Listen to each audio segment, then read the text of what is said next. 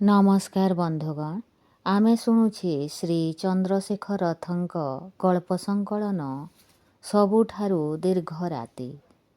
ଆଜିର ଗଳ୍ପ ଏଇ ବୋଧେ ଶେଷ ଦୁଃଖ। ମୁଁ ସ୍ଥିର କରି ପାରୁନଥିଲି ଘରୁ ଗୋଡ଼ କାଢ଼ି ଯିବି ନା ନାହିଁ। ନାଗଫେଣୀ କଣ୍ଟା ଉପରେ ଗୋଡ଼ ଥାପି ବସି ରହିବା ସାଧ୍ୟ ସମ୍ଭବ ନଥିଲା। କୌଣସି ଦିଗକୁ ସାହସରେ ଚାହିଁ ମୁକାବିଲା କରିବାକୁ ଦମ୍ଭ ନଥିଲା।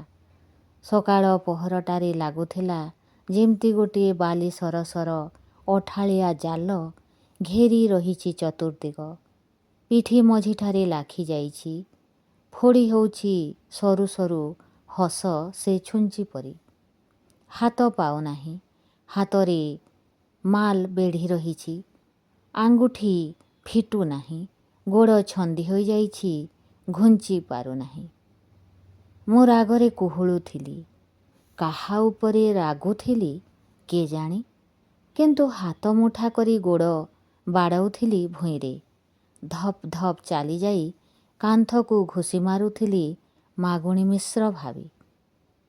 ମାଗୁଣିଆ, ଗଦ୍ଦାର ଶାଲା, ରାସ୍କେଲ, ହାରାମିକା ବଚ୍ଚା, ତୋ ନାକ ଫଟେଇ ଦେବି, ତୋ ଦାନ୍ତ ଝାଡ଼ିଦେବି। ଚୁ ଚୁ ହାତ କାଟିଲା। ଆଖିରେ ଲୁହ ଭରିଗଲା। ମାଗୁଣି ଘୁଞ୍ଚିଗଲା ଆକାଶକୁ, ତା ଦପ୍ତରକୁ। ସେଇଠି ସେ ପୁଣି ରାଜଗାଦି ଉପରେ ମାଡ଼ି ବସିଲା। ହାତ ଗୋଡ଼ ପାଉନଥିବା, ପିଆଦା ସନ୍ତ୍ରୀ ଜଗିଥିବା ଅଗମ୍ୟ ଆକାଶିଆ ଅଞ୍ଚଳ। ମୁଁ ତଳେ ଥାଇ ଛଟପଟ ହେଲେ ତାର କ'ଣ ଯାଏ ଆସେ? ସେ ପୁଣି ମୋ ଇଜ୍ଜତକୁ ଦି କଡ଼ାର କରି ଗୋଇଠା ମାରିପାରେ। ମୋ ଭିତରେ ପୁଣି ଟକମକ ଫୁଟିଲା। ମୁଁ ଦାନ୍ତ କାମୁଡ଼ି ମାଡ଼ିଗଲା ବେଳେ ସେ ମୋ ଝରକା ବାଟେ ପାରି ହେଉଥିଲା। ମାନେ ମାଗୁଣି ମିଶ୍ର ନୁହେଁ, ଆଉ ଜଣେ କିଏ। ମୁଁ ତାକୁ କେବେ ଦେଖିନଥିଲି। ସେ ଅଞ୍ଚଳକୁ ସେ ପ୍ରଥମେ ବୋଧେ ଆସିଥିଲା। ପ୍ରାୟ ମୋରି ବୟସ ହେବ ନା କ'ଣ, ଏଇ 35-40। ହାରାମଜାଦା, କେଡ଼େ ବଢ଼ିଆ ନିଶ ବାଗେଇଛି।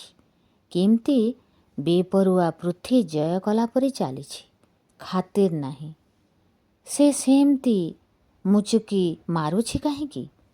ଶାଲା କ'ଣ ଭାବିଛି ସବୁ ଦୁଃଖ, ସବୁ ଜ୍ୱାଳା ମୋର, ଆଉ ସବୁ ଛେନା ସରପୁଳି ତାର?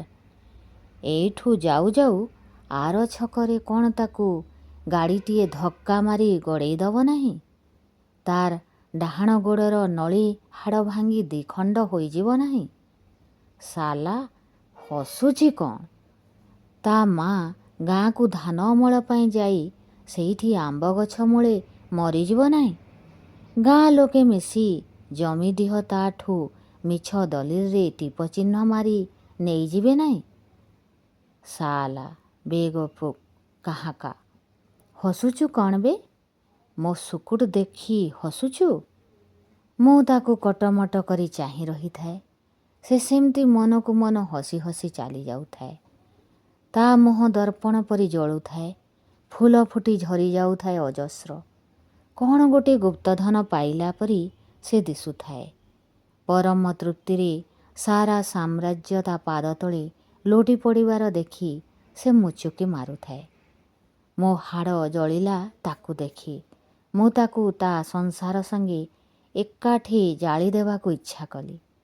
ସେ ସେମିତି ଆକାଶରେ ନୂଆ ମେଘ ପରି ଭାସି ଚାଲିଗଲା। ତାପରେ ରିକ୍ସା ଟଣର ଟଣର କରି ମୋଡ଼ ପାଖରେ ବୁଲି ପଡ଼ିଲା ଭୀମା। ତା କପାଳରୁ ଝାଳ ଝିଡ଼ି ପଡ଼ୁଥାଏ। ବହୁ ଦୂରରୁ ବୋଧେ ଷ୍ଟେସନରୁ ଭଡ଼ା ନେଇ ଆସିଥାଏ। ତାକୁ ତା ମାଇପ ସବୁ ଦିନେ ସଞ୍ଜବେଳେ ବକେ। ସେ ମହୁଲି ଗନ୍ଧରେ ଟଳି ଟଳି ଯାଇ କାନ୍ଥକୁ ଆଉଜି ବସିପଡ଼େ। ଦାନ୍ତ ନିକୁଟି ଗାଳି ଶୁଣେ। ତା ମାଇପ ବୁକୁ ବାଡ଼େଇ ବାହୁନି ବାହୁନି କାନ୍ଦେ। ଭୀମା କିଛି କହେ ନାହିଁ। ତା ଆଖିରୁ ଡବ ଡବ ପାଣି ନିଗିଡ଼ିଯାଏ। ତାର ଗୋଟିଏ ବୋଲି ଝିଅ, 5 ବର୍ଷର କଣ୍ଢେଇ। ତାକୁ ରିକ୍ସାରେ ବସେଇ ସେ କନଭେଣ୍ଟରେ ପଢ଼ାଉଥିଲା। ଦିନେ ରାସ୍ତା ହଣା ହୋଇଥିଲା। ଭୀମା ରୋକିପାରିଲା ନାହିଁ। ସେଇଠି ସେ ଛିଟିକି ପଡ଼ିଲା। ସେଇଠି ମରିଗଲା। ଭୀମାକୁ ମୁଁ ଜାଣିଛି। ଭୀମା ନିଶା ଖାଇଲେ ବି ସେମିତି ହସିପାରିବ ନାହିଁ। ତା ଭିତରେ ଘା ଏବେ ବି ଲସା ଝରାଉଛି। ସେ ତରଙ୍ଗମୁହାଁ କଣ୍ଟ୍ରାକ୍ଟର ବେଣୁ ପ୍ରଧାନ। ତାର ଏବେ ନୂଆ ଗାଡ଼ି 3ଟା ଆସିଲା। ସେ ତା ବାୟାଣୀ ମାଇପକୁ ତାଲା ଦେଇ ପଦାକୁ ବାହାରେ। ତା ଦୁଃଖ ସେ ବାଣ୍ଟି ପାରେ ନାହିଁ। ବର୍ଷକୁ 1,000,000 ଟଙ୍କା ଉପାର୍ଜନ କଲେ ସୁଦ୍ଧା ସେ ସେମିତି ହସିପାରିବ ନାହିଁ। ଆର୍ମି ଅଫିସର ଜେନା ସେ ବି ସେଇଆ। ତା ପୁଅକୁ ବ୍ଲଡ଼ କ୍ୟାନ୍ସର। ଆଉ ସବୁ ଯେତେ ଅଛନ୍ତି ମୋ ପୃଥିବୀରେ ସମସ୍ତେ ସେଇଆ। ପାଇକ ରାୟର ବିଧବା ସ୍ତ୍ରୀ ଶ୍ରୀପତି ଗୋସ୍ୱାମୀ ମାନୁନାହାନ୍ତି। ଅମ୍ବିକା ଦାସ ଓଗେର ଓଗେର। ସେ ସେମିତି ହସିଦେଇ ଚାଲିଗଲା ପରେ ମୁଁ ଥମ୍ ହୋଇ ରହିଗଲି କିଛି ସମୟ। ଆର ବଖରାରୁ ସକ୍ ସକ୍ କାନ୍ଦଣା ଶୁଣାଗଲା। ମନୋରମା ବୋଧେ କାନ୍ଦୁଥିଲା। ମନୋରମା ମୋ ସ୍ତ୍ରୀ। କାହିଁକି ସେ ବେକୁବ ମାଇକିନା କାନ୍ଦୁଥିଲା? ତା ଚାକିରି ଚାଲିଗଲା ବୋଲି? ଛୁଟିରେ ଯାଇଥିବା ଲୋକଟା ଫେରି ଆସିଲା। ୟାକୁ ଆଉ କୋଉ ହିସାବରେ ସେ ମାଗୁଣି ମିଶ୍ର କାମରେ ରଖିଥାନ୍ତା ଯଦି ମନୋରମା ତା ହିସାବକୁ ଆସିଥାନ୍ତା। ମୁଁ ପୁଣି ଫାଉଁ କିନା ରାଗରେ ଜଳିଗଲି। ପାଉଁଶର ଛାଞ୍ଚଟି ସେମିତି ଠିଆ ହୋଇ ରହିଥିଲା। ତା ଗାଲ ଲୁହରେ ଓଦା ସରସର ହୋଇଗଲା। ମୁଁ ସେଦିନ ଜାଣି ହାରି ଯାଇଥିଲି। ମୋର ସମସ୍ତ ଟାଣପଣ ଭାଙ୍ଗି ଯାଇଥିଲା। ମନୋରମା ଚାକିରି କରିବା ନିହାତି ପ୍ରୟୋଜନ। କାରଣ 3ଟା ଝିଅ ପାଠ ପଢ଼ିବେ, କନଭେଣ୍ଟରେ ପଢ଼ିବେ। ମନୋରମାର ଅରମାନ ଥିଲା ଡ୍ରେସ୍, ଟାଇ, ଜୋତା ପିନ୍ଧି ପଢ଼ିବାକୁ ଯାଇଥାନ୍ତା। ସାଇବି ଇଂରାଜୀ କହିଥାନ୍ତା। ସେଇଟା ଏବେ ଝିଅଙ୍କଠି ମେଣ୍ଟିବା ଦରକାର। ତାହେଲେ ଚାକିରି ନ କରି ଗତି କାହିଁ? ମୋ ମା ଗାଁକୁ ଯାଇ ଆଉ ଫେରିଲା ନାହିଁ। ଆମ୍ବ ତୋଟା ପାଖରେ ବସି ମରିଗଲା। ବାପକୁ ଦେଖିବାର ମୋର ମନେ ନାହିଁ। ମୋର ଭାଇ ଭଉଣୀ କେହି ନାହାନ୍ତି। ମା'କୁ ମନୋରମା ସହିପାରୁ ନଥିଲା। ମନୋରମା ଚାକିରି କରିବା ମା'କୁ ସୁଖ ଲାଗୁନଥିଲା। ମୋ ଜାଣିବାରେ ନ ଜାଣିବାରେ ସେମାନଙ୍କର ବହୁବାର ଝଗଡ଼ା ହେଉଥିଲା। ମୋ ପାଇଁ ପକ୍ଷ ଗ୍ରହଣ କରିବା ସମ୍ଭବ ନଥିଲା। ଗ୍ରହଣ ନ କରି ଉପାୟ କି ନଥିଲା। ମା ଗାଁକୁ ଗଲା ଏବଂ ଫେରିଲା ନାହିଁ। କ'ଣ ବା ଚାକିରି ମନୋରମାର? ମୁଁ କେତେ କହିଲି ଛାଡ଼ିଦେବାକୁ, ଶୁଣିଲା ନାହିଁ। ଶେଷକୁ ଏମିତି ତଡ଼ା ଖାଇବାକୁ ଯୋଗ ଥିଲା। ଆମେ କରଜ କରି ଚଳୁ। ଲୁଗା ପଟା, ଚାଉଳ, ଡାଲି, ପରିବାପତ୍ର, ମାଛ, ଅଣ୍ଡା ସବୁ। ମାସକୁ ମାସ ଦରମା ସେଥିରେ ଅଜାଡ଼ି ଦେବା ପରେ ପୁଣି ଦାନ୍ତ ନିକୁଟି ବାକିଆ ଆଣିବାକୁ ପଡ଼ିବ। ଦୋକାନୀମାନେ ଦୟା କଲା ପରି ଜିନିଷ ଦିଅନ୍ତି। କାହାକୁ ତୁଟି କରି ପଦେ କହି ହୁଏ ନାହିଁ, ସହି ହୁଏ ବି ନାହିଁ। ଝିଅମାନେ ବୁଝିଲେଣି। ସେମାନେ ବି ବଟିଆ ଦୋକାନୀ ପାଖରେ ଝୋଲା ଧରି ଠିଆ ହୋଇ ରହନ୍ତି। ତାର ନଗଦି ଗରାଖଙ୍କ ଭିଡ଼ ଭାଙ୍ଗିବା ପର୍ଯ୍ୟନ୍ତ। ବଡ଼ ଝିଅ ଗଲେ ତା ମୁଣାରେ 2ଟା ଅଧିକା ପରିବା ସେ ପକାଇଦେବା କଥା ମୁଁ ଶୁଣିଥିଲି। ଝିଅକୁ ଦୋକାନ ବାସନ୍ଦ କରି ହେବ ନାହିଁ। ଏଣେ ସେ ସାଲା ବଟିଆକୁ ବି ଛାଡ଼ି ହେବ ନାହିଁ। ମୁଁ ଦେଖିବି ଯଦି ଆଉ ଥରେ କ'ଣ ସେମିତି ହୋଇଛି ମୁଁ ସେ ଗୋଧିକୁ 2 ଫାଳ କରି ଚିରିଦେବି। କାଲି ସେ ବାକି ପଇସା ମଗେଇ ପଠେଇଥିଲା 753 ଟଙ୍କା। ସେ କିଛି ନହେଲେ 500 ଟଙ୍କା ନ ପାଇଲେ ଆଉ ପଇସାଟାର ବାକିଆ ଦବ ନାହିଁ। ଭାବୁଥିଲି ଗୋଟିଏ ମାସ କୋଉଠୁ ଟଙ୍କା 3,000 ମିଳିଗଲେ ସବୁ ଶୁଝି ଦେଇ ଯାହା ହେଲା ଦୁଃଖେ ସୁଖେ ନଗଦରେ ଚଳିଯାଆନ୍ତୁ। କିନ୍ତୁ ସେ ମିଳୁଛି କାହୁଁ? ମିଳନ୍ତା ଯଦି ମୁଁ ମାଗୁଣି ମିଶ୍ର ହୋଇଥାନ୍ତି। ଚାକିରି ଆଗରୁ ମନୋରମା ସାହସ ଦେଇ କହୁଥିଲା ତାର ଏକମାତ୍ର ସୁନାମାଳିଟିକୁ ବନ୍ଧା ଦେଇ ଟଙ୍କା ଆଣି ବାକିଆ ଶୁଝିଦେବାକୁ। ସେ କ'ଣ ଗୋଟେ କଥା?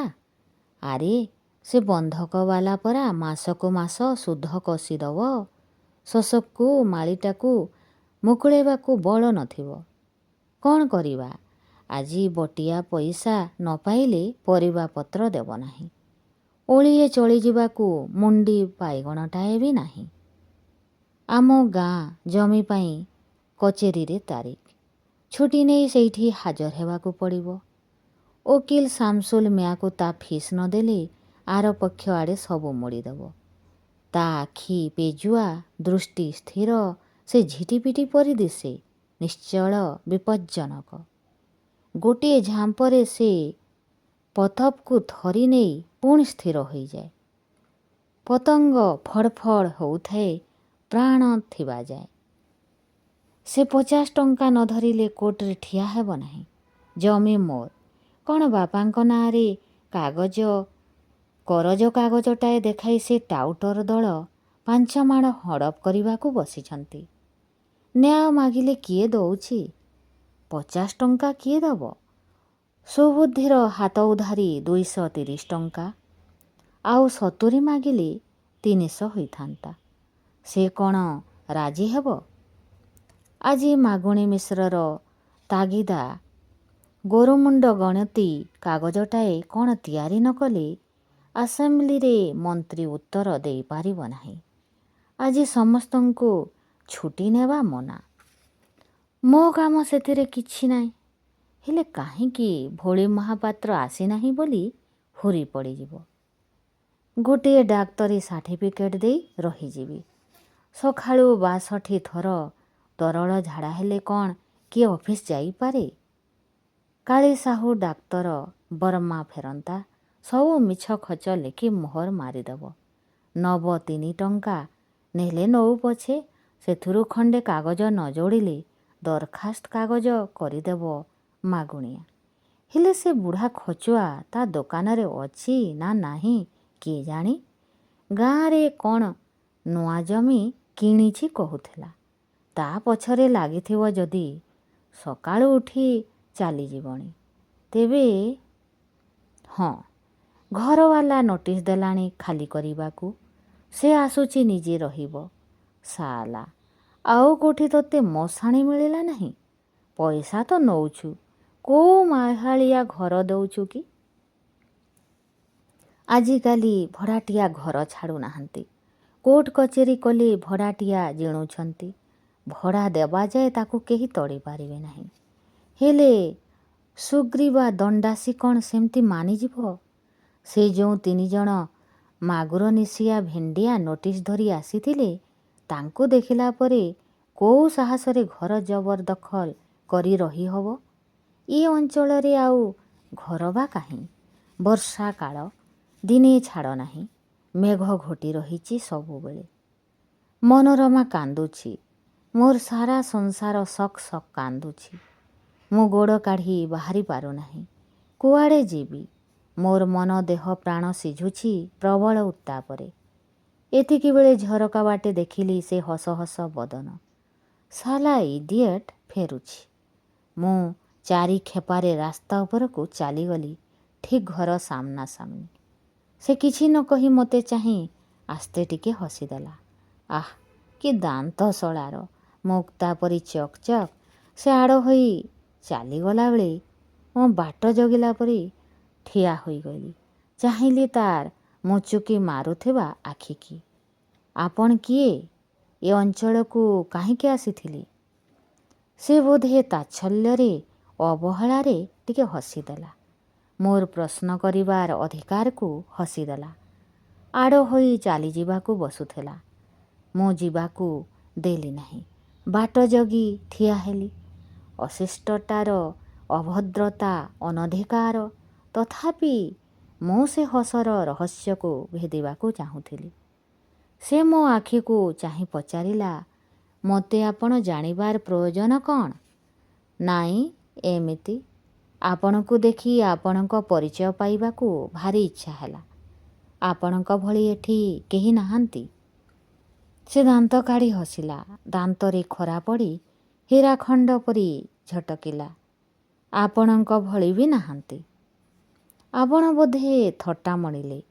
ମୁଁ କିନ୍ତୁ ସତ କହୁଛି ଯେ ଆପଣ ଆମ ସମସ୍ତଙ୍କଠାରୁ ଭିନ୍ନ। କାରଣ ଆପଣ କିଛି ମନେ କରିବେ ନାହିଁ, ଆମର ଏଠି କେହି ଆପଣଙ୍କ ଭଳି ହସନ୍ତି ନାହିଁ, ହସି ପାରନ୍ତି ନାହିଁ, ହସି ଜାଣନ୍ତି ନାହିଁ।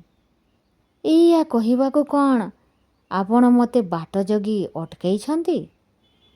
ମୁଁ ଅପ୍ରତିଭ ହେଲା ପରି ଆଡ଼ ହୋଇଗଲି।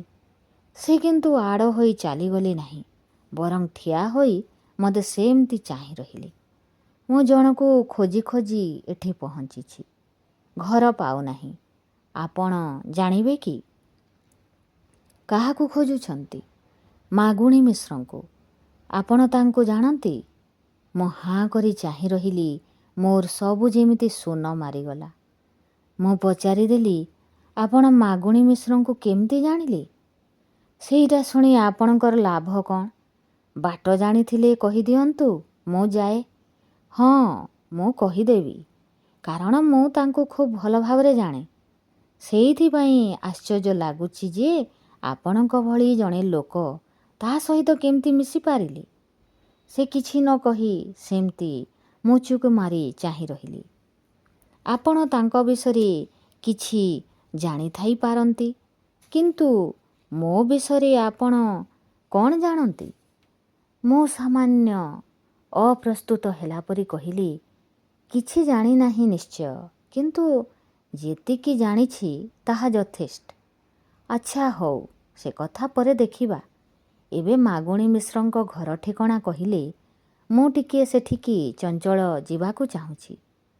ମୁଁ ଆଉ କହିବି କ'ଣ, ଚାଲୁନାହାନ୍ତି, ମୁଁ ଆପଣଙ୍କ ସାଙ୍ଗରେ ଯାଇ ଦେଖେଇଦେବି। ଟିକିଏ ରୁହନ୍ତୁ, ମୁଁ ଖାଲି ସାର୍ଟଟା ଗଳେଇ ଦେଇ ଆସେ।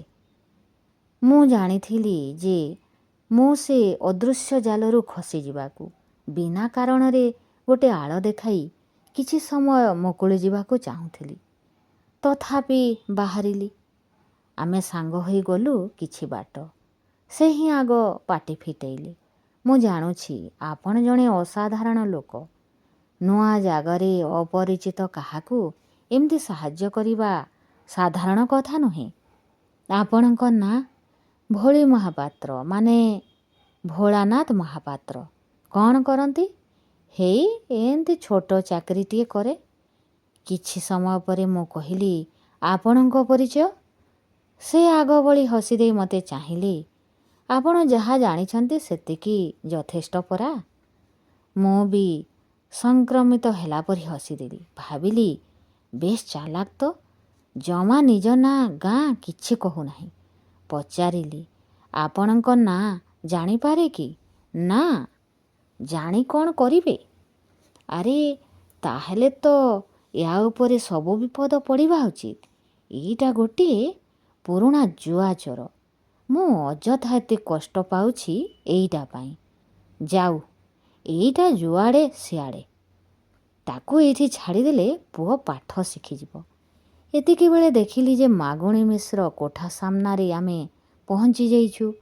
ଏଇ ମାଗୁଣି ମିଶ୍ରଙ୍କ ଘର କହି ମୁଁ ଫକ୍କିନା ବୋଲି ପଡ଼ୁଥିଲି। ଆରେ ରହନ୍ତୁ ନା, ମୁଁ ଆପଣଙ୍କୁ ମାଗୁଣି ମିଶ୍ରଙ୍କ ସହିତ ପରିଚୟ କରାଇଦେବି। ମୋର ସେ ପରିଚୟ ଲୋଡ଼ା ନାହିଁ। ମୁଁ ଚାଲିଲି। ପଛରୁ ଶୁଭିଲା, ଆରେ ଭୋଳି ବାବୁ କିଏ, ଆସନ୍ତୁ। ବୁଲି ଚାହିଁଲି। ମାଗୁଣି ମିଶ୍ର ମଠା ପିନ୍ଧି ମେଲା ଦେହରେ ଠିଆ ହୋଇଛି। କେବେ ତ ଆସନ୍ତି ନାହିଁ, ଏତେ ପାଖରେ ଥାଇ ବି ମୁଁ ଯାଇପାରୁନାହିଁ। ଆସନ୍ତୁ ନା, ଆପଣଙ୍କ ସଙ୍ଗେ କଥା ଅଛି। ଅଗତ୍ୟା ଫେରିଲି। ସେ ଜଣକ ସେମିତି ମୁଚୁକି ମାରୁଥାଏ, ଆମୋଦିତ ହେଉଥାଏ ନିଶ୍ଚୟ। ମୁହଁ ପୋଡ଼ୁନି ଶଳାଟାର। ଅନ୍ୟ ଆଡ଼େ ଚାହିଁ ରହିଲି। ସେ ଦୁଇଜଣ ବୋଧହୁଏ ଖୁବ୍ ଘନିଷ୍ଠ କ୍ଷୀରନୀର। ସେ ସାଙ୍ଗ ହୋଇ ଘର ଭିତରକୁ ପଶିଗଲି। ମୁଁ ବୈଠକ ଘରେ ବସି ରହିଲି। ମାତ୍ର 2-3 ମିନିଟ୍ ପରେ ମାଗୁଣି ମିଶ୍ର ଆସି ପାଖ ସୋଫାରେ ବସିଲା। ସେ ବି ପ୍ରାୟ ସେମିତି ହସୁଥିଲା। ଆଉ କ'ଣ ଭୋଳି ବାବୁ, କେମିତି ଇଆଡ଼େ ଚାଲି ଆସିଲେ? ଆପଣଙ୍କର ସବୁ ଭଲ ତ? ମୁଁ ବୁଝିଗଲି। କ'ଣ କରିବା କୁହନ୍ତୁ? ଲିଭ୍ ଭେକେନ୍ସିରେ ତାକୁ ଆଉ ରଖି ହେଲା ନାହିଁ। କିନ୍ତୁ ଆଜି ଗୋଟିଏ ପୋଷ୍ଟ ଆସିପାରେ। ତାଙ୍କର ତ ଆଗରୁ ଇଣ୍ଟରଭ୍ୟୁ ହୋଇଯାଇଛି, ଦେଖିବା। ମୋ ଭିତରେ ଓଲଟ ପାଲଟ ହେଉଥିଲା। ମାଗୁଣି ମିଶ୍ର କ'ଣ ବିନା ମତଲବରେ ଏତେ ସବୁ କରି ପକେଇବ? ସେ ବୋଧେ ଏ ବାଗେ ପାଲରେ ପକେଇବାକୁ ଚେଷ୍ଟା କରୁଛି। ସାଲା, ମୁଁ ନିଆଁ ଖଣ୍ଡ ପରି ତଳୁ ମୁହଁ ଟେକି ଚାହିଁଲି। ମାଗୁଣି ମିଶ୍ର ମଠା ପିନ୍ଧି ଆଉ ପ୍ରକାରେ ଦିଶୁଥିଲା। ତା ପାଖରେ ସେ ଯେମିତି ମୋତେ ଅନେଇ ରହିଥିଲା। ତା ଆଖି କୋଣରେ କୁଞ୍ଚ କୁଞ୍ଚ ହସ। ସେ ଆମୋଦିତ ହେଉଥିଲା। ମୋ ଭିତର ବୋଧ ହୁଏ ତା ଆଖିକୁ ଦିଶି ଯାଉଥିଲା ନା କ'ଣ? ମୁଁ ନରମି ଗଲି। କ'ଣ କହିବାକୁ ଯାଉଥିଲି, ଜିଭ ଲେଉଟିଲା ନାହିଁ। ଆସ୍ତେ ଉଠିଲି। ମାଗୁଣି ମିଶ୍ର ମୋ ଆଖିକୁ ଅନେଇ ବିଶ୍ୱାସ ଦେଲା ପରି କହିଲା, କିଛି ଚିନ୍ତା କରିବାର ନାହିଁ, ସବୁ ଠିକ୍ ହୋଇଯିବ ବୋଲି ମୁଁ ଭାବୁଛି। ମହାପ୍ରତାପୀ ମାଗୁଣି ମିଶ୍ର ଯାହା ଚାହିଁଲେ ତାହା ହୋଇଯିବ। ଏଇଟା କି ଛାର କଥା? କିନ୍ତୁ କାହିଁକି? ମୋତେ ମିସେସ୍ ମହାପାତ୍ର ସବୁ କଥା କହିଛନ୍ତି। ଆପଣ କିନ୍ତୁ ଚା ଖାଇଯିବେ?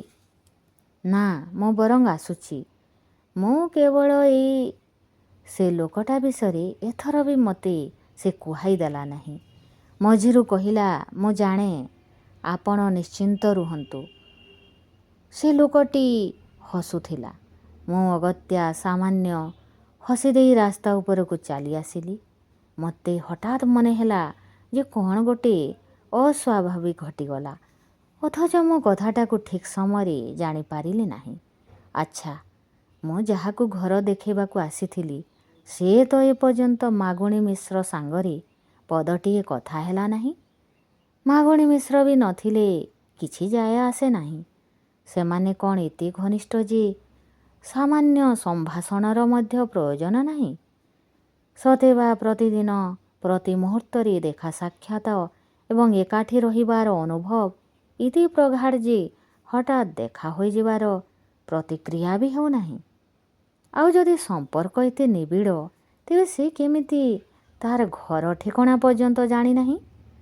ମାଗୁଣି ମିଶ୍ର ଏ ସରକାରୀ ଘରେ ରହିବାର ପ୍ରାୟ 3 ବର୍ଷ ହୋଇଯିବ। ୟା ଭିତରେ ସେ ଅନ୍ତତଃ ଥରେ ଆସିଥିବାର ଲକ୍ଷଣ ନାହିଁ। ଆସିଥିଲେ ତ ସେ ବଳେ ଘର ଖୋଜି ପହଞ୍ଚି ଯାଇଥାନ୍ତେ।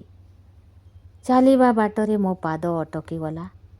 ତେବେ କିଏ ସେ ଲୋକଟା?